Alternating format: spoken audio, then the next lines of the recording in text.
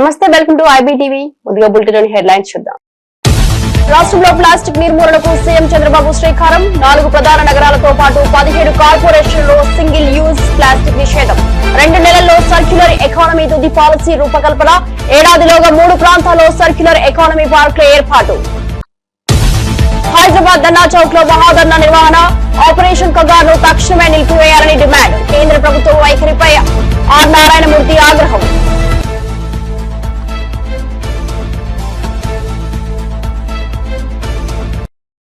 కుప్పం ఘటనపై స్పందించిన మాజీ మంత్రి రోజా. సీఎం నియోజకవర్గంలోనే మహిళపై ఇలాంటి దాడులా అని ప్రశ్న. రాష్ట్రంలో మహిళల భద్రత ఎలా ఉందో అర్థం చేసుకోవచ్చు అని వెల్లడి. ఆడపిల్లల జోలికి వస్తే అదే చివరి రోజుల్లో సీఎం చంద్రబాబు. కులగణనపై రాహుల్ గాంధీ ఎప్పుడో మాట్లాడారు అన్న వి హనుమంతరావు. రాష్ట్రంలోని బీసీ ఎంపీలు నోరు విప్పాలి, లేకపోతే మీ ఇళ్ల ముందు ధర్నా చేస్తారని వెల్లడి.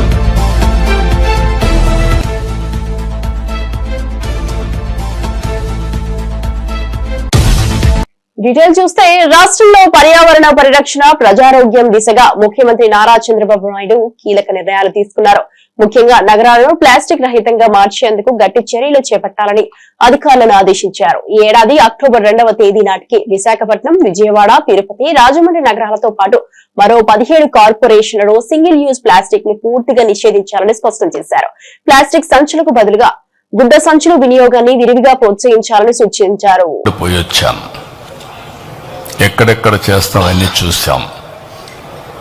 ఎందుకంటే ఇది ఏదో వర్షం పడింది ఇన్వెటబుల్ అని కాకుండా, అందుకే అన్ని ప్రికాషన్స్ తీసుకున్నాం.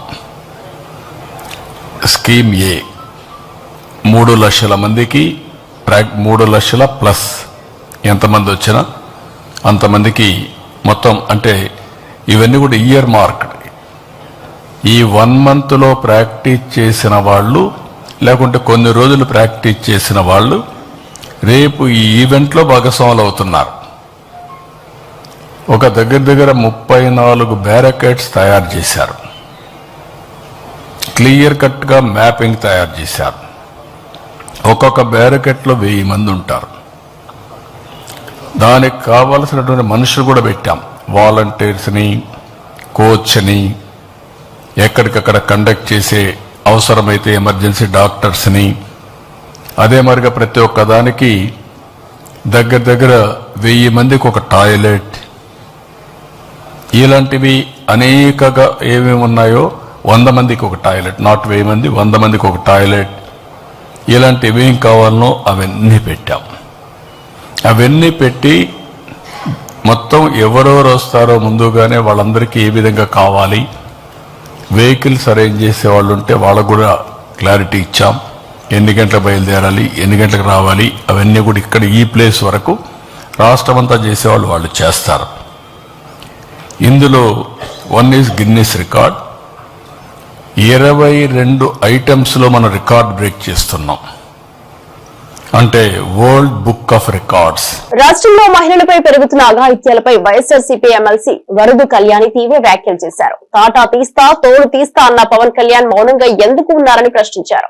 చంద్రబాబు ప్రాతినిధ్యం వహిస్తున్న కుప్పంలో టీడీపీ కార్యకర్త ఓ మహిళను రోడ్డుపై ఈడ్చి చెట్టుకు కట్టిన దారుణ ఘటనను కళ్యాణి మీడియా ముందు వెల్లడించారు. విశాఖ సత్యసాయిలోనూ టీడీపీ అనుబంధితులే మహిళలపై దాడులకు పాల్పడ్డారంటూ తీవ్ర ఆరోపణలు చేశారు. అధికార పార్టీ నాయకులే నిందితులవుతుంటే చర్యలు ఎందుకు తీసుకోవడం లేదని నిలదీశారు. రాష్ట్రంలో భద్రత లేదని, మహిళలు భయంతో జీవిస్తున్న పరిస్థితిని కళ్యాణి ఆవేదనతో వివరించారు. సాక్షాత్తు ముఖ్యమంత్రి సొంత నియోజకవర్గంలో ఎలాంటి సంఘటన జరుగుతూ ఉందంటే ఇంకా రాష్ట్రంలో ఉన్న మహిళలకి రక్షణ ఎక్కడ ఉంటుందని నేను అడుగుతూ ఉన్నాను. హోంమంత్రి గారు చెప్పారు, ఈ రాష్ట్రంలో కూటమి ప్రభుత్వం అధికారంలోకి వచ్చింది, మహిళలందరూ ప్రశాంతంగా నిద్రపోవచ్చు అని.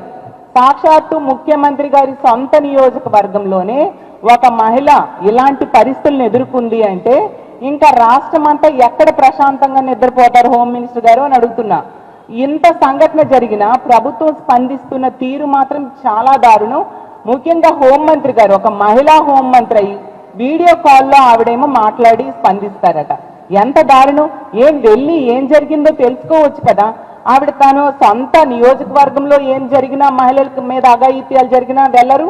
సొంత జిల్లాలో ఏ మహిళల మీద ఇన్ని అఘాయిత్యాలు జరిగాయి, హత్యలు జరిగాయి, ఎక్కడికి వెళ్ళిన పరిస్థితి లేదు.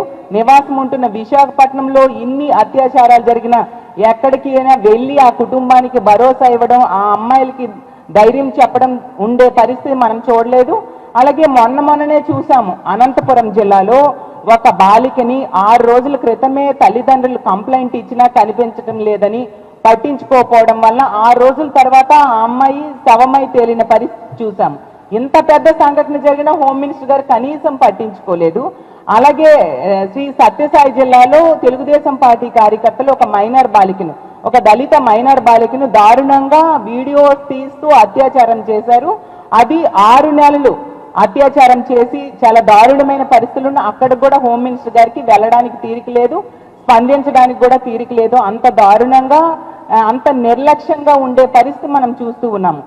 కానీ సాక్షి మీద తీసుకుంటే ఆ రోజు అక్రమ కేసు పెట్టడానికి, లేని విషయాన్ని సృష్టించడానికి, కంప్లైంట్ ఇవ్వడానికి మాత్రం ఈవిడికి తీరికుంది. వెంటనే పోలీసుల దగ్గరికి వెళ్ళి కంప్లైంట్ ఇవ్వడం జరిగింది. వీడియో కాల్లో స్పందించడం ఏంటి హోమ్ మినిస్టర్ గారు? స్వయంగా వెళ్ళి ఏం జరిగిందో తెలుసుకోవాలి కదా. మనం వైఎస్ఆర్సీపీ అధ్యక్షుడు జగన్మోహన్ రెడ్డి పర్యటనను అడ్డుకునే కుట్ర జరుగుతోందని పార్టీ సీనియర్ నేత మాజీ మంత్రి పి శైలజానాథ్ ఆగ్రహం వ్యక్తం చేశారు. మంగళవారం మీడియాతో మాట్లాడిన ఆయన సత్తెనపల్లికి జగన్ వెళ్తే చంద్రబాబు సర్కార్కు ఏ ఇబ్బంది అని ప్రశ్నించారు. బాధిత కుటుంబాన్ని పరామర్శించేందుకు జగన్ కు హక్కు ఉందన్నారు. పొదిలిలో ప్రజల స్పందన చూసి టీడీపీ భయపడుతోందని ఆరోపించారు. రాష్ట్రంలో అప్రకటిత ఎమర్జెన్సీ అమలవుతోందని, బ్రిటిష్ చట్టాలతో వైఎస్ఆర్సీపీని అణచాలనే ప్రయత్నం జరుగుతోందని మండిపడ్డారు. 30 యాక్ట్ పేరిట పర్యటనను అడ్డుకోవాలని దుర్మార్గంగా అభివర్ణించారు. శాంతియుత నిరసనలకు రాజ్యాంగం హక్కు ఇచ్చిందని గుర్తు చేశారు. సంగతి ప్రపంచమంతా తెలుసు, బహుశా మీరు మర్చిపోయారేమో నాకు అనుమానంగా ఉంది. ఎందుకంటే చాలా కాలం క్రితం ఇది వచ్చిన చట్టం. ఇది 19లో రాలే. ఇది 1800 అద్దాలు కూడా ఎక్కడ పడ్డాము. ఇది 1861 సంవత్సరంలో నుంచి అమల్లో ఉంది. ఈ పోలీస్ యాక్ట్ అనేది 30 అనేది ఇప్పుడు దాదాపు 100 ఏళ్ళు దాటిపోయి 200 ఏళ్ళు దాటుతున్నట్లు దాదాపు అప్పటి నుంచి అమల్లో ఉంది. పోలీసుల బ్రిటిష్ రాజ్యం లాంటి రాజ్యంలో అత్యంత గట్టిగా, లేకుంటే మనం చదువుకున్న పుస్తకాల్లో దుర్మార్గంగా చట్టాలు అమలు చేసి ఉంటే స్వాతంత్ర పోరాటంలో అన్ని సభలు సమావేశాలు ఎట్లా జరిగాయో అర్థం చెప్పగలరా మీరు ఎవరైనా? వాళ్ళు కూడా దీన్ని ఇంప్లిమెంట్ యొక్క అర్థం చేసుకోలే. వాళ్ళు కూడా ప్రజాస్వామ్యబద్ధంగా అర్థం చేసుకున్నారు. మీరు ఏది మాట్లాడినా పర్మిషన్ తీసుకోవాలా? రేపు శాంతియుతమైన నిరసనలకి భారత రాజ్యాంగమే అనుమతి ఇచ్చింది కదా. మీరు దాన్ని మర్చిపోతే ఎట్లా? అసలుకు మీరు ఆర్టికల్ 19A, 19(1)B శాంతియుతంగా సమావేశం అయ్యే హక్కు భారత రాజ్యాంగం. సత్తెనపల్లిలో జరగబోయే జగన్మోహన్ రెడ్డి పర్యటనపై రాష్ట్రంలో ఆంక్షలు పెడుతున్నారని మాజీ మంత్రి బెడదల రజని మండిపడ్డారు. ఇక జగన్ వస్తున్నారన్న విషయం తెలిసిన వెంటనే కూటమి నేతలు ఎందుకు భయపడుతున్నారని ఆమె ప్రశ్నించారు. ఎక్కడా లేని ఆంక్షలు ఎందుకు అమలవుతున్నాయన్న ఆమె ప్రశ్నిస్తూ మన రాష్ట్రం ఎమర్జెన్సీలో ఉందా అంటూ తీవ్ర స్థాయిలో స్పందించారు. ప్రజలతో మమేకం కావడానికి పర్యటనకు వెళ్లే జగన్ కు ఇలాంటి ఆటంకాలు ఎందుకని నిలదీశారు. అంత అవసరం ఏముంది? ఎందుకంత భయం? అంటే కూటమి ప్రభుత్వము ఫెయిల్ అవుతుంది. జనాదరణ అనేది ఈ రోజు వైఎస్ఆర్ కాంగ్రెస్ పార్టీకి, నాయకుడు జగన్మోహన్ రెడ్డి గారికి పెరుగుతుంది. మీరు చేస్తున్నటువంటి అరాచక పాలన తట్టుకోలేక ఈ రోజు జనం రోడెక్కుతున్నారు. రోడెక్కి వాళ్ళ యొక్క బాధల్ని, వాళ్ళకు నమ్మకం ఉన్నటువంటి, వాళ్ళకు న్యాయం చేస్తాడని నమ్మకం ఉన్నటువంటి ఒక నాయకుడికి చెప్పుకోవడానికి రోడెక్కుతుంటే మీరు ఇదంతా కంట్రోల్ చేయాలి. ఈ గవర్నమెంట్ ఫెయిలియర్ అనేది, కూటమి ప్రభుత్వం ఫెయిల్ అవుతుందని పబ్లిక్ గ్రహిస్తున్నారు. మంచి గ్రాఫ్ వస్తుంది, వైఎస్ఆర్సీపీకి ఒక గ్రాఫ్ పెరుగుతుంది. కాబట్టి దీన్ని మొత్తం కనపడకుండా చెయ్యాలని చెప్పడానికే ఈ ఆంక్షలు విధిస్తా ఉన్నారు. ఖచ్చితంగా మేము చెప్తా ఉన్నాము. ఏదేమైనప్పటికీ రేపటి ప్రోగ్రాం జగన్మోహన్ రెడ్డి గారు వస్తున్నారు. ఇదే కాదు, ఇదే కుటుంబానికి కాదు, ఇలా అన్యాయంగా, ఇలా ఏ ఇబ్బందుల్లో ఉండి ఎవ్వరు బాధపడినా అలాంటి కుటుంబాలకు ఇక్కడే కాదు రాష్ట్రంలో ఎక్కడైనా కూడా మన నాయకుడు జగన్మోహన్ రెడ్డి గారు ఖచ్చితంగా వస్తారు, పరామర్శిస్తారు, ఆ కుటుంబాలను ఆదుకుంటారు, అండగా నిలబడుతున్నారని చెప్తున్నాము. ఇక దీని మీద ధ్యాస లేదు వీళ్ళకి. ఇక దేని మీద ధ్యాస ఉందంటే వాళ్ళకి పూర్తి స్థాయిలో కూడా వీటి మీద ధ్యాస ఉంది. మా నియోజకవర్గంలో ఈరోజు చిలకలూరుపేట నియోజకవర్గంలో నాదెండ్ల మండలంలో ఇద్దరు రైతులు దారుణంగా ఏ విధంగా ఆత్మహత్య చేసుకొని చనిపోయారో ఈరోజు ఈ వార్త అందరూ కూడా వినే ఉంటారు. ఎందుకు జరిగింది ఆత్మహత్య? ఆ రైతుకు అంత కష్టం ఎందుకు వచ్చింది?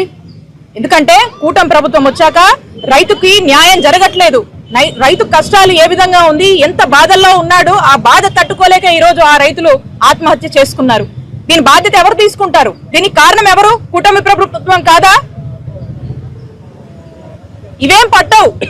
ఇప్పుడు ఇలాంటి డిస్టర్బెన్స్ లు చేయాలి, రెడ్ బుక్ రాజ్యాంగం అమలు చేయాలి, జగన్ గారి ప్రోగ్రామ్ వస్తే జనాలను అడ్డుకోవాలి. దీని మీద ఉన్నటువంటి ఫోకస్ దేని మీద లేదు, పబ్లిక్ మీద లేదు, పబ్లిక్ ఇంట్రెస్ట్ కోసం పనిచేసే దీనికి లేదు, ప్రజలకు కావాల్సినటువంటి పనుల మీద లేదు, సామాన్యుడికి ఏదన్నా మంచి చేద్దామన్నటువంటి ఆలోచన లేదు. ఎంతసేపు ఇలాంటి రాజకీయాల మీద అన్వాంటెడ్ గా వేస్ట్ ఆఫ్ టైం అనొచ్చు. రేవంత్ రెడ్డి సర్కార్ చేస్తున్న అభివృద్ధి చర్యలు బీఆర్ఎస్ నేతలకు మింగుడు పడటం లేదని రంగారెడ్డి జిల్లా అధ్యక్షుడు టీయూఎఫ్ఐడిసి చైర్మన్ చల్లా నరసింహారెడ్డి వ్యాఖ్యానించారు. రాష్ట్రంలో వేగంగా జరుగుతున్న అభివృద్ధి కార్యక్రమాలు, సంక్షేమ పథకాలు ప్రజల్లో విశ్వాసం పెంచాయన్నారు.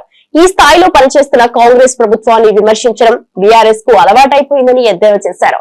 ఎన్నికల సమయంలో ఖాళీ మాటలకే పరిమితమైన బీఆర్ఎస్ ఇప్పుడు రేవంత్ పాలనను చూసి అసూయతో తిప్పలు పడుతుందని వ్యాఖ్యానించారు. ప్రజల మద్దతుతో సాగుతున్న ప్రభుత్వం అభివృద్ధి మార్గంలో ముందుకు వెళ్తుందని ఆయన తెలిపారు. కాంగ్రెస్ పార్టీ ఏదైతే రాష్ట్ర ముఖ్యమంత్రి రేవంత్ రెడ్డి గారు నిరంతరం 24 గంటల్లో 18 గంటలు ప్రజల సంక్షేమ కోసం, రైతుల గురించి 58,000 ఉద్యోగాలు యువతకు ఇవ్వడము, అదేవిధంగా గ్రూప్ 1, గ్రూప్ 2 ఎగ్జామ్స్ పెట్టడము, వారు చూసి వారి కళ్ళు బహిర్గతం చేసుకోలేని పరిస్థితుల్లో నిప్పులు చేయాలనే ఆలోచనతో కేటీఆర్, హరీష్ రావు గారు నిరంతరం పత్రికలలో, టీవీలలో వచ్చి మేమేదో చేశామని చెప్తున్నారు. ప్రజలు నమ్మే పరిస్థితి లేదు. రేపు రాబోయే లోకల్ బాడీ ఎలక్షన్లో, పంచాయతీ ఎలక్షన్లు కానీ, మండల ఎలక్షన్స్ కానీ వారు డిపాజిట్ కూడా దక్కాయి. పూర్తిగా టీఆర్ఎస్ పార్టీ ఏదైతే ఉందో దాన్ని బీఆర్ఎస్ గా పెట్టి దాన్ని ఒక సముద్రంలో ముంచే విధంగా ప్రయత్నం చేయడం జరిగింది. అలాంటి పార్టీ మళ్ళీ పుట్టగడులు ఉన్నాయి. రేవంత్ రెడ్డి అని అసంటే ముఖ్యమంత్రి వారికి అసంటిది వారు ఏదైనా ఆచితూచి మాట్లాడకపోతే రేపు రాష్ట్రంలో ఎక్కడ కూడా ఏ గ్రామంలో వార్డు సభ్యుడి కాడికించి ఒక ఎంపీపీ దాకా గెలవని పరిస్థితి ఉందని చెప్పి వాళ్ళు ఆందోళన చెందుతున్నారు. ఆ ఆందోళన చెందడానికే ప్రజలను పక్కదారి పట్టించే ప్రయత్నం చేస్తున్నారు. ఇవాళ గ్రామీణ ప్రాంతాల్లో పోతే ప్రతి పేదవాడు సన్న బియ్యంతో కడుపు నిండా భోజనం తింటుండు. అదేవిధంగా ఇలా గ్రామీణ ప్రాంతంలో పోతే 10 సంవత్సరాల్లో డబుల్ బెడ్రూమ్ అన్నారు, డబుల్ బెడ్రూమ్ లేదు. ఇవాళ ఒక పండుగ వాతావరణం ప్రతి ఊళ్ళో 30 ఇండ్లు 40 ఇండ్లు రావడం వల్ల అక్కడ దళిత, గిరిజన, బలహీన బడుగు వర్గాలు, పేదవారు, ఇల్లు లేని వారందరూ కూడా ఆత్మధైర్యంతో ఉదయం లేచి నుంచి రాత్రి వరకు కూడా రేవంత్ అన్న ఒక దేవుడుగా మాకు వచ్చాడని చెప్పి అనుకున్న సమయంలో వీళ్ళు హరీష్ రావు గారు కానీ, కేటీఆర్ గారు కానీ, కవిత గారు కానీ వీరు ఉత్తర పగల్పాలే తప్ప ప్రజలకు చేసింది ఏం లేదు. మనం చూశాం. భారతీయ జనతా పార్టీ కూడా కిషన్ రెడ్డి గారు కానీ, బండి సంజయ్ గారు కానీ రాష్ట్రానికి ఇప్పటి వరకు కూడా ₹1 తెచ్చిన దాఖలు లేదు. కానీ వాళ్ళు ప్రభుత్వం చేసే సంక్షేమ ఫలాల్లో రాష్ట్ర ముఖ్యమంత్రి మీద ప్రగల్భాలు పలుకుతున్నారు. వీటి అన్నిటిని కూడా రేపు గ్రామీణ ప్రాంతంలో రేపు వచ్చే ఎలక్షన్ లో కాంగ్రెస్ పార్టీ అభివృద్ధి ఏందో. గతంలో అధికార దుర్వినియోగానికి పాల్పడిన బీఆర్ఎస్ నేతలు ఇప్పుడు కేసుల వణుకుతూ జోగిపోతున్నారని రాష్ట్ర గిరిజన సహకార ఆర్థిక అభివృద్ధి సంస్థ చైర్మన్ తిరుపతి గారు తీవ్ర వ్యాఖ్యలు చేశారు. అధికారంలో ఉన్నప్పుడు చట్టాలను పక్కన పెట్టి గిరిజనుల హక్కులను కాలరాశారన్నారు. ఇప్పుడు అదే చర్యలకు ఫలితంగా ఒక్కొక్కరిగా కేసుల్లో చిక్కుకుంటున్నారని పేర్కొన్నారు. ప్రజాస్వామ్యంలో ఎవరు చేసినా తప్పుని చట్టం ఎదిరిస్తుందన్నారు.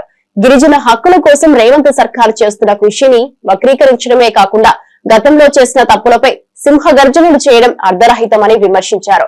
ప్రజలు అన్నీ గమనిస్తున్నారని, ప్రజలు తీర్పే చివరి తీర్పని అన్నారు. విచారణకు వెళ్ళండి, వాళ్ళు సర్టిఫై చేస్తారు కదా, కడిగిన ముత్యం లేక మీరు వస్తారన్నారు కదా. ఈ రోజు నువ్వెందుకు రెంకలేస్తున్నావయ్యా అని ఈ సందర్భంగా అడుగుతున్నాం. గతంలో మీరు మంత్రివర్గంలో ఉన్నారు కదా, మీకు తెలుసు కదా, ఏదైతే 55 కోట్లు మీరు ట్రాన్సాక్షన్ చేసిరు కదా, మీరు బాగా చదువుకున్నారు కదా, అమెరికాలో చదువుకున్నారు కదా బిడ్డ, మరి మీకు తెలియదా ఫారెన్ ట్రాన్సాక్షన్స్ చేసినప్పుడు ఆర్బీఐ గైడ్ లైన్స్ ఏంటిది ఒక్కసారి చదువు, నీకు తెలుస్తుంది కదా. అంతేగాని ఈరోజు నాకు సంబంధం లేకుండానే ఇది జరిగింది అన్నట్టుగా వివరిస్తున్నావు. మరి ఆ రోజు మంత్రివర్గం కూడా ఉండే కదా, మంత్రివర్గం అనుమతి లేకుండా ఏదో 4 నెలల పసికూనైనా ఈఎఫ్ఓ సంస్థ ప్రైవేట్ సంస్థకు నువ్వు ఈ టెండర్ కట్టబెట్టినావు కదా. ఆ టెండర్లో ఏముందో ఒక్కసారి నువ్వు తిరిగి పేపర్లు చదువుకొని ఒక్కసారి వివరించు. ఆ టెండర్లో కేవలం ఏమి ఉన్నదంటే వేదికలు నిర్మించటానికి, రోడ్స్ నిర్మించటానికి, దానికి సంబంధించిన ఇన్ఫ్రాస్ట్రక్చర్ నిర్మించటానికే ఆ టెండర్లు ఉంది. కానీ ఈరోజు ఏం చేసినావు, 55 కోట్ల రూపాయలను ఫారెన్ ట్రాన్సాక్షన్ చేసినవంటే నా చదువు ఎక్కడో ఉపయోగపడుతుందో ఒక్కసారి గ్రహించండి. ఎందుకంటే ఈరోజు 18 నెలలలో అనేక సంక్షేమ కార్యక్రమాలు చేస్తున్న గౌరవ ముఖ్యమంత్రి వర్యులు రేవంత్ రెడ్డి గారి మీద మీరు అనేక దుర్భాషలు ఆడుతున్నారు. ఇక్కడ కాంగ్రెస్ శ్రేణులందరూ కూడా ఈరోజు తిరగబడితే తెలంగాణ రాష్ట్రంలో నీవు ఉండవు, మళ్ళీ బీహార్కి పారిపోవలసిన అవసరం ఉన్నది. ఎందుకంటే మీ మూలాలు అక్కడే అని పదే మీ అయ్యగారు చెప్తుంటారు కదా, మళ్ళీ మీరు బీహార్కి వెళ్ళవలసి వస్తుందని ఈ సందర్భంగా తెలియజేస్తున్నాం. ఎందుకంటే ప్రజాపాలనలో చాలా స్పష్టంగా మీరేమైనా సూచనలు ఇవ్వాలనుకుంటే మా ముఖ్యమంత్రి వర్యులు రేవంత్ రెడ్డి గారు ఒకటే చెబుతున్నారు, మేము వైట్ పేపర్లో ఉన్నాం, వైట్ పేపర్ ద్వారా ఉన్నాం, మీరు ఏదైనా సలహాలు సూచనలు ఇవ్వాలంటే మీరందరూ కూడా మా దగ్గరికి వచ్చి, మీరు కనీసము మీ అయ్యా ఇప్పటి వరకు అసెంబ్లీకి వచ్చి ప్రతిపక్ష పాత్ర పోషిస్తలేడు కదా, దాని గురించి మాట్లాడండి. అంతేగాని మీకు మాటలు వచ్చు కదా అని మాట్లాడడం సరికాదని ఈ సందర్భంగా హెచ్చరిస్తున్నాం. మరి మీరు తెలంగాణ రాష్ట్రంలో తిరగలేని పరిస్థితి కూడా వస్తుంది ఇదే విధంగా మీ మాటలు కొనసాగిస్తే. ఎందుకంటే ఇప్పుడు దర్యాప్తు సంస్థ ఏదైతే విచారణ చేపడుతుందో వాళ్ళు అడిగిన ప్రశ్నలకు సమాధానం చెప్పండి. అంతేగాని లొట్టపీసు కేసు, ఈ కేసు, ఆ కేసు అంటే జనాలు ఊరుకుంటారు అనుకుంటున్నవే బిడ్డ. మీరు ఒకసారి గతంలో మీ పైన ఏవేవి కేసులు అయినాయో ఆ కేసులన్నీ కూడా బయటపడతాయి. మీరు నిర్దోషులని సంకలు గుద్దుకుంటున్నారు, జైలుకు పోవడం ఖాయమని ఈ సందర్భంగా తెలియజేస్తున్నాం. సామాజిక న్యాయం కులగణన ద్వారానే సాధ్యమవుతుందని మాజీ ఎంపీ వి హనుమంతరావు స్పష్టం చేశారు. నేటి సమాజంలో బహుళ జనాభా ఉన్న వెనుకబడిన తరగతులు న్యాయంగా తమ వాటా పొందాలంటే కులగణన తప్పనిసరి అన్నారు. రాజకీయాల్లో, ఉద్యోగాల్లో, సంక్షేమ పథకాల బెనిఫిట్స్ లో వారిని తక్కువ చేయకుండా చూడాలంటే వారి జనాభా గణాంకాలు స్పష్టంగా ఉండాలన్నారు. దేశవ్యాప్తంగా ఈ అంశంపై చర్చ మొదలవడం హర్షణీయమని, అన్ని పార్టీలు దీనిపై స్పష్టమైన నిలువ తీసుకోవాలని కోరారు. కులగణన చేపట్టడం ద్వారా గల అడ్డంకులు తొలగించి సమాన హక్కులు కలిగించే దిశగా ముందడుగు వేయాల్సిన అవసరం ఉందని వి హనుమంతరావు పిలుపునిచ్చారు. ఫైట్ చేస్తా, రోడ్ల మీదకి వచ్చేస్తాం. నువ్వు ఎందుకు చేస్తున్నావు? సెన్సస్ కాదు, మేము కులగణన కాదు. సెన్సస్ లో క్యాస్ట్ వైజ్ సెన్సస్ అని ఎందుకు పెట్టాలి? ఆ ఓటు ఎందుకు తీసేసినావు? Only census. ఎవరికి సెన్సస్? జనాభా ఎంత ఉందో తెలుసుకోవడం కాదు, జనాభాలో మా సంఖ్య ఎంత ఉన్నది, బీసీలు ఎంతమంది ఉన్నారు, ఎస్సీలు ఎంతమంది ఉన్నారు, ఎస్టీలు ఎంతమంది ఉన్నారు, మైనార్టీలు ఎంతమంది ఉన్నారని దీని మీద పోరాటం చేయడానికి చిత్తశుద్ధి ఉన్నది. అన్ని రాజకీయ పార్టీలను అపీల్ చేస్తున్నా, ఇది సెన్సస్ కాదు, క్యాస్ట్ వైజ్ సెన్సస్ చేస్తేనే మా సంఖ్య తెలుస్తుంది, దానివల్ల మాకు బడ్జెట్ పెరుగుతుంది, అదేవిధంగా ఉద్యోగాలలో అవకాశం వస్తుంది, మా స్థితిగతుల్లో మార్పు వస్తుంది. అంతేగాని నువ్వు సెన్సస్ చేసేసి కేవలం డీలిమిటేషన్ గురించి సెన్సస్ కనిపిస్తుంది, కానీ మా సంఖ్య జనాభాలో ఇక్కడ తెలంగాణ చేస్తే 56% అని రేవంత్ రెడ్డి చెప్పాడు. కనుక ఇక్కడ ఒక దిక్సూచి తెలంగాణ నుంచి ఈ క్యాస్ట్ వైజ్ సెన్సస్ ఏ విధంగానైతే కులగణన చేసి 42% ఇచ్చిన తెలంగాణలో అదే దిక్సూచి అయి ఇవాళ కర్ణాటకలో కూడా పెట్టాలని రాహుల్ గాంధీ చెప్పాడు, అదేవిధంగా మల్లికార్జున్ చెప్పాడు. ఈ యుద్ధం ఇక్కడికెళ్ళే మొదలరా బాబు. ఎట్లా జరుగుతారు? క్యాస్ట్ వైజ్ సెన్సస్ చేయక ఓన్లీ సెన్సస్ చేస్తే మాత్రం దీని మీద మా పోరాటం కొనసాగుతుంది. ఎంత దూరమైన పోతాం రా బాబు. నువ్వు ఈ చేసి లాభం ఎవరికి చేస్తున్నావు? మాకు కాదు. నీకు డీలిమిటేషన్ లో కొన్ని సీట్లు కొట్టేసి ఉత్తర భారతానికి లాభం చేయడానికి ప్రయత్నం చేస్తున్నది, ఇది నడవదు. నేను అప్పీల్ చేస్తున్నా, మా రాష్ట్రంలో ఉన్న బీజేపీ ఎంపీలు బీసీలు ఉన్నారు, వారు నోరిప్పకపోతే మాత్రం వాళ్ళ ఇంటి దగ్గర కూర్చొని ధర్నాలు చేస్తా. నేను ఇడివరే బాబు, ఇది జరగాలి, కులగణ జరగాలి. జనగణలో కులగణ జరుగుతూనే మా లాంటి వాళ్లకు, అట్టడుగున పేద ప్రజలకు, తిండికి లేనటువంటి వాళ్ళు, ఉద్యోగాలు లేనటువంటి వాళ్ళు, వాళ్ళ బతుకు తెరువులు మార్పు రావాలంటే కులగణనే జరగాలి, కులగణలో సెన్సస్ జరగాలి. ఆంధ్రప్రదేశ్ లో మహిళలకు రక్షణ లేకుండా పోయిందని మాజీ మంత్రి ఆర్కే రోజా తీవ్రంగా విమర్శించారు. సీఎం చంద్రబాబు సొంత నియోజకవర్గమైన కుప్పంలో ఓ మహిళను చిన్న బిడ్డ ముందే చెట్టుకు కట్టేసి దారుణంగా కొట్టారని పేర్కొన్నారు. రాష్ట్రంలో మహిళల భద్రత స్థాయిని ఇది అర్థం చేసుకునేలా చేస్తోందని ఆమె ఆవేదన వ్యక్తం చేశారు. ప్రభుత్వ నిఘా మధ్యనే ఇలాంటి ఘటనలు జరగడం దిగజారుడు పాలనకు నిదర్శనమని మండిపడ్డారు. కుప్పంలో జరిగిన ఇన్సిడెంట్ చూస్తుంటే నిజంగా చాలా బాధాకరంగా ఉంది. సీఎం చంద్రబాబు నాయుడు గారి సొంత నియోజకవర్గంలోనే ఇలా జరుగుతుందంటే రాష్ట్రంలో మహిళలకి ఏమాత్రం భద్రత కల్పిస్తున్నారో ఒకసారి రాష్ట్ర ప్రజలు ఆలోచించగలరు.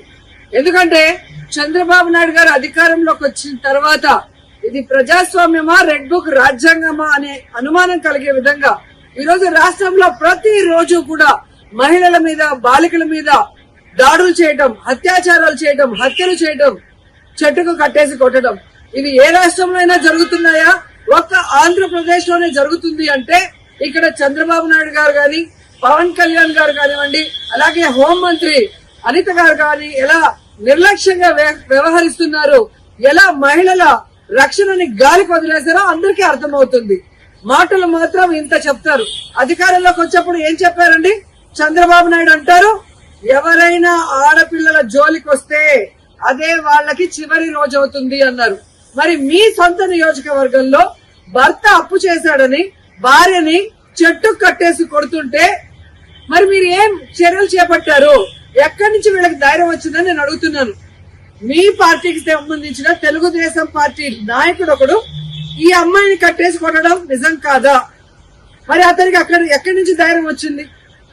కొడుకు ముందర, చిన్న బిడ్డ ముందర అమ్మని కట్టేసి కొట్టారు అంటే ఈరోజు పోలీసులు చూసినా భయం లేదు. అలాగే చంద్రబాబు నాయుడిని, హోంమంత్రిని చూసినా మీ పార్టీ వాళ్ళకి భయం లేకుండా పోయింది. ఎందుకంటే లోకేష్ గారు చెప్పినట్టు ఎవరు ఎంత హింస చేస్తే, ఎవరు ఎంత దాడులు చేస్తే మీ గుడ్ లుక్స్ లో ఉండొచ్చు అన్న ఆలోచనతో రాష్ట్ర వ్యాప్తంగా అరాచకం సృష్టిస్తూ ముందుకు వెళ్తున్నారు.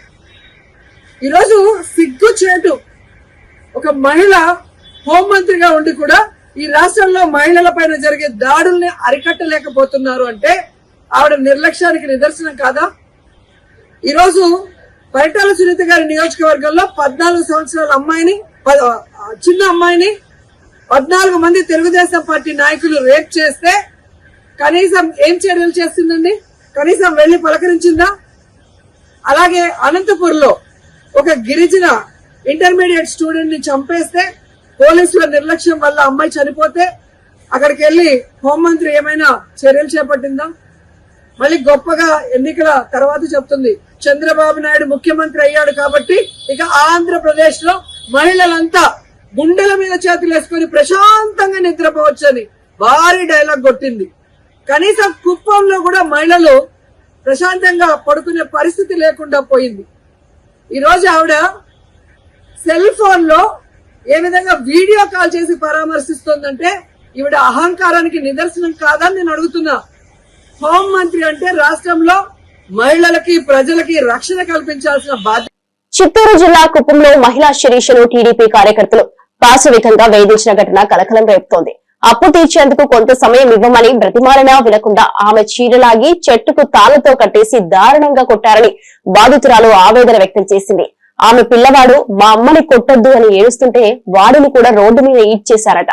పిల్లాడి టీసీ చింపడానికి ప్రయత్నిస్తుండగా తన అడ్డంకికి ప్రతీకారంగా చిత్రహింసలు పెట్టారని తెలిపింది. 80,000 అప్పు చెల్లించలేదనే కారణంతో ఇంత దారుణానికి పాల్పడిన టీడీపీ కార్యకర్తలపై తీవ్ర ఆగ్రహం వ్యక్తమవుతోంది. బాధితురాలి కన్నీటి వ్యాఖ్యలు ప్రస్తుతం సోషల్ మీడియాలో వైరల్ అవుతున్నాయి. చేసినారు ముందు మా ఆయన్నే చేసినారు, నైటే తోడుకొని వెళ్ళి మా ఆయన దిగులు పడి వెళ్ళిపోయినాడు. నాకు ఆ పెళ్ళాం వద్దు, బిడ్డలో వద్దని. వాళ్ళ తమ్ముడికి 16 లక్షలు ముందుకు నిలిచి ఇచ్చిన దానికి ఆ అప్పుకు దిగులు పడి మా ఆయన కొద్దిగా చేసినాడు. వాళ్ళు ఎట్లు ఇచ్చినారో అట్లా ఇస్తామని మంచిగానే చెప్తా ఉన్నాం, వినలేదు. చాలా దారుణంగా కొట్టి మా పిల్లోడు ఏడుస్తాంతో రోడ్డుకి ఇచ్చేసి మారి చేసిండారు. ఇస్తాము, మాకు ఏదైనా లోన్ ఈయన వస్తే ఇస్తామని చెప్పినాము. ఈ మారి చేసినారు. చీరనంతా ఇప్పి కొట్టి తాడు తీసుకొచ్చి కట్టేసి మూతినంతా గిల్లి గొంతు పిసికి చంపేస్తామని బెదిరించినారు. చెప్పితే కూడా లేదు. దారులు పోయి వచ్చేవాళ్ళు ఈ మారి కట్టేయడం లేడీస్ ని తప్పు అని చెప్పిన తర్వాత అప్పుడు కూడా ఏం లేదు. ఏమన్నా ఉంటే నువ్వు కట్టేసి తీసుకెళ్ళని చాలా దారుణంగా కొట్టినారు సార్. లోపల ఈ మారి చేస్తా ఉన్నారు. ఆ ఊర్లో పోయేదానికి లేదు, వచ్చేదానికి లేదు. తెగ ఇచ్చి నేను పోయినాను నారాయణపురానికి. ఈ మారి చేసినారు. నేను వస్తే ఇక చేస్తారని ముందునే చెప్తుంది. అయినా ఏం లేదు. తల్లిగా వచ్చి సంతకం పెట్టి తీసుకొని పోవాల, పిల్లల భవిష్యత్తు ఇది అని చెప్పినారు. నేను నిన్న 1 గంట 10 నిమిషాలకు వెళ్ళినాను. ఆ 1 గంట 10 నిమిషాలకు ఆ మారి జరిగింది. నేను పోయేటప్పుడే ఇంటి దగ్గర రోడ్డు పక్కన కాసు కూర్చున్నారు. తీసుకొని బయట వచ్చేటప్పటికి ఈ మారి చేసినారు. మునికేనప్ప, రాజా, వెంకటమ్మ, జగదీశ్వరి. పింఛన్ డబ్బులు కూడా మా పాపకి ఇచ్చేదాన్ని అప్పులు ఇచ్చిన వాళ్ళు పాప చేతులనికి పెరుకొని ఉండారు. 3 నెలలుగా పింఛన్ అయితే ఇయ్యలేదు. ఆ పాప ఇచ్చేదానికి మా అమ్మది అప్పు చేసింది ఇస్తానని వస్తే కూడా బెదిరించినారు మా పాపని. నాకు 3 పిల్లోళ్ళు, హ్యాండిక్యాప్, ఒక పాప, 2 ఆడపిల్లోళ్ళు, 1 కొడుకు. మా కొడుకుని తీసుకెళ్ళినాను. వాడిని ఈడ్చి రోడ్డుకి వేసేసి మా అమ్మను కట్టొద్దంటే కూడా ఈ మారి తాడేసి లాగి కట్టినారు. తీసుకుని దాన్ని ఇస్తామని ఏమను మంచిగానే చెప్తా ఉన్నాను. అయినా వినలేదు. నా మెడలో ఉండే బొట్టునే కూడా నా మొగుడు బాగుంటే చాలు, ఒకప్పుడు బాగా బతికినోడు, 1,00,000 తీస్తే 1,00,000 వడ్డీ కట్టిండాడు. ఊరికి వచ్చేదానికిలే పోయేదానికిలా. మాకేదో కాలనీ ఇల్లు వచ్చింది. ఆ కాలనీ ఇల్లు కట్టుకుంటే దాన్ని అమ్మేసేయి అంటూ ఉండరు. మా అమ్మ వాళ్ళు కొంచెం హెల్ప్ చేసినారు. ఇల్లు లేక వాకిలు లేక ఏదో చిన్న ఇల్లు మా మొగుడి ఇల్లు. మేమేదో కష్టపడి మా పింఛన్ డబ్బులు మా పాపకు వచ్చింది ఇంతో కొద్దిగా కూడిపెట్టి మా నగ నట్రా ఉంటే పెళ్లికేసింది. ఇల్లు కట్టుకొని ఉన్నాం. ఊరికైనా అప్పు చేసి ఇల్లు కట్టుకొని ఉండారని ఈ మారి సతాయిస్తారు మమ్మల్ని. చాలా టార్చర్ పెడతారు. ఊరు పోయేకలే వచ్చేకలేదు. మా పిల్లలు 1 సంవత్సరము ఆడ తినేదానికి ఉండేదానికి చాలా కష్టపడి ఉన్నారు. స్కూల్కి పోయేటప్పుడు వచ్చేటప్పుడు ఆ మారి సాపిస్తారు. పిల్లల్ని కత్తితో పొడుస్తాము, మూట్లు కసి కడతాము. అప్పు ఇవ్వకపోతే మీ నాన్న ఎక్కడున్నారు, మీ అమ్మ ఎక్కడున్నారు అని. అడిగిన వాడే నక్సలైట్, అడగని వాడు ఆల్ రైట్ అంటూ ప్రభుత్వంపై ఆగ్రహం వ్యక్తం చేసిన సినీ నటుడు ఆర్ నారాయణమూర్తి ఆరోపణలు తీవ్ర చర్చనీయాంశమయ్యాయి. అటవీ సంపదను అంబానీ, అదానులకు కట్టబెట్టేందుకు మావోయిస్టులను చంపుతున్నారని ధ్వజమెత్తారు. అణిచివేయాల్సింది మావోలు కాదు, దోపిడీ వ్యవస్థని అన్నారు. హైదరాబాద్ ధర్నా చౌక్ లో జరిగిన మహాధర్నాలో పాల్గొన్న ఆయన ఆదివాసులపై జరుగుతున్న దమన చర్యలపై ఫైర్ అయ్యారు. ఇదే సభలో పాల్గొన్న ఎమ్మెల్సీ కోదండరాం మాట్లాడుతూ ఆపరేషన్ కగార్లో చనిపోతున్న వాళ్లలో మావోల కంటే ఎక్కువగా ఆదివాసులే ఉన్నారు. ప్రభుత్వం మావోయిస్టులతో చర్చలు జరపాలని సూచించారు. ఆదివాసి న్యాయం జరగాలి. ఏ ఫిఫ్త్ షెడ్యూల్ ఉందో, రాజ్యాంగంలో ఏ ఆదివాసుల హక్కులు ఉన్నాయో, ఏ వన్ ఆఫ్ 70 యాక్ట్ ఉందో, ఏ సంకల్ప పరిణా యాక్ట్ ఉందో, ఏ చోటా నాగపూర్ టెనెంట్ యాక్ట్ ఉందో, ఆ యాక్టులన్నీ మీరు ఇంప్లిమెంట్ చేయకుండా ఆదివాసీలు ఆ మూల సంపద, ఆ మూల వనరులు, మూల చెందకుండా మీరు ఉద్యమం చేయటండి. వాళ్ళ కోసం ఫైట్ చేస్తున్న ఈ ఉద్యమకారులు మీరు కిరాతంగా చంపేయటండి. దారుణం సార్. అమిత్ షా గారు, నరేంద్ర మోడీ గారు చాలా దారుణం సార్. మీరు ఆపరేషన్ సింధూర్ పేరు చెప్పి శత్రుదేశమైన పాకిస్తాన్ తో ఏ ట్రంప్ గారు చెప్పారనో, పాకిస్తాన్ ప్రాధాయపడిందనో మీరు చర్చలు జరిపారే. అలాంటిది భారత మాత ముద్దు బిడ్డలు, ఈ ఉద్యమకారులు వాళ్ళు ఏం నేరం చేశారు, ఏం ఘోరం చేశారు, మాకు శాంతి చర్చలు కావాలి అని కోరారు. వాళ్ళు ఎందుకు మీరు ఇంప్లిమెంట్ చేయరు? ఎందుకు మీరు వాళ్ళ హానర్ చేయరు? ఎందుకు వాళ్ళు చర్చలు కోరారు? వాళ్ళ పుట్టడం కోసం కాదు, వాళ్ళ ప్రాణమిత్తో కాదు.